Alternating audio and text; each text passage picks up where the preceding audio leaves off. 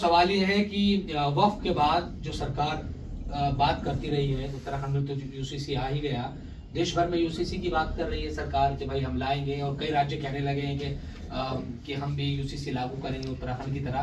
آپ لوگ high court پہنچے ہیں اس پر، یو سی سی کو لے کر، اس پر کیا رد عمل آپ کا ہے؟ نہیں، ہمارا رد عمل کیا ہے، ہم تو پہنچ گئے ہیں اور آج ہماری ابھی سنوائی بھی ہو جائے گی۔ کیا ہوتا ہے اس کے اوپر وہ تو صورتحال اس وقت نہیں کی جا سکتی، ہو سکتا ہے چند منٹوں کے اندر آگے 11:30 بجے تک پیش ہو جائے۔ اس کے بعد کیا ہوتا ہے اس کے بعد ہی بتائیں گے۔ ہمارا خیال یہ ہے کہ جو انہوں نے قدم بڑھایا ہے اس میں انہیں پیچھے ہٹنا پڑے گا، یو سی سی کا بالکل انہیں پیچھے ہٹنا پڑے گا۔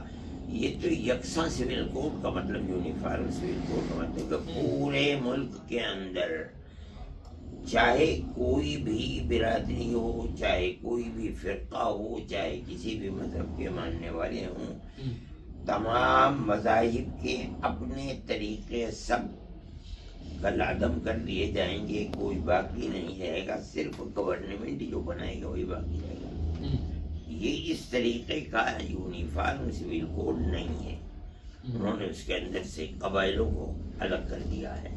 یہ تو یو سی سی نہیں ہو گیا، یہ یونیفارم سول کوڈ نہیں ہے۔ ہم اسی بنیاد کے اوپر گئے۔ دوسرے یہ کہ جو دفعہ 44 کے اندر دیا گیا ہے یہ تو کوئی قانون نہیں ہے، بلکہ یہ مشورہ دیا گیا ہے۔ اس کا مطلب یہ ہے کہ اگر جن لوگوں سے متعلق وہ دفعات ہیں، اگر وہ سب اس کے لیے تیار ہو جائیں کہ ہم تمام مذہبی قوانین کو ختم کر کے، آگ لگا کر کے، آپ جو قانون زندگی کے لیے بنائیں گے مجھے اختیار نہیں۔ یہی ہے دفعہ 44۔ آپ نے ہمیں دفعہ 25 میں، دفعہ 26 میں، دفعہ 29 میں کھل کر کے یہ بات کہہ رکھی ہے کہ ہر آدمی کو اپنے مذہب کو اختیار کرنے کی آزادی ہے ہندوستان کے اندر۔ دفعہ 44 کا جو آپ کا عمل ہے وہ اس سے ٹکرا رہا ہے، ہم اس کے لیے تیار نہیں ہیں۔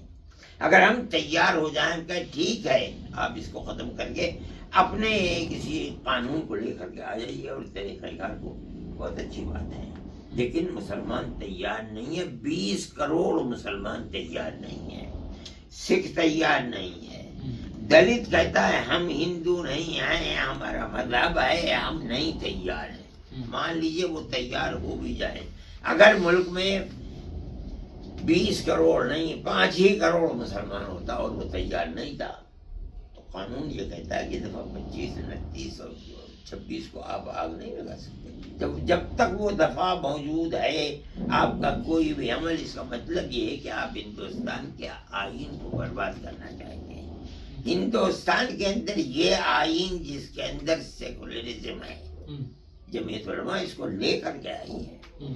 جب ملک کی تقسیم کے بعد جب دستور بنا ہے، یہ لوگوں نے بیٹھ کر دستور کو بنایا ہے اور یہ کہا ہے کہ ہم اقلیت ہیں، اقلیتوں کو اپنے مذہبی حقوق دیجیے۔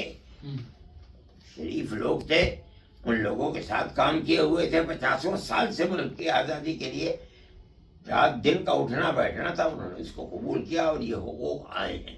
جمعیت علماء کا بنیادی کردار ہے اس کے اندر۔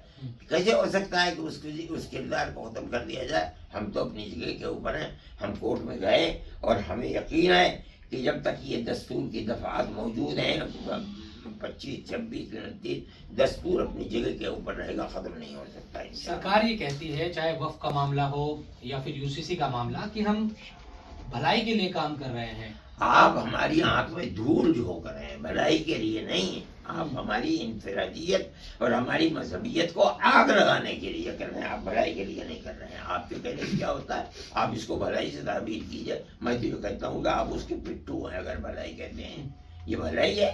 سرکار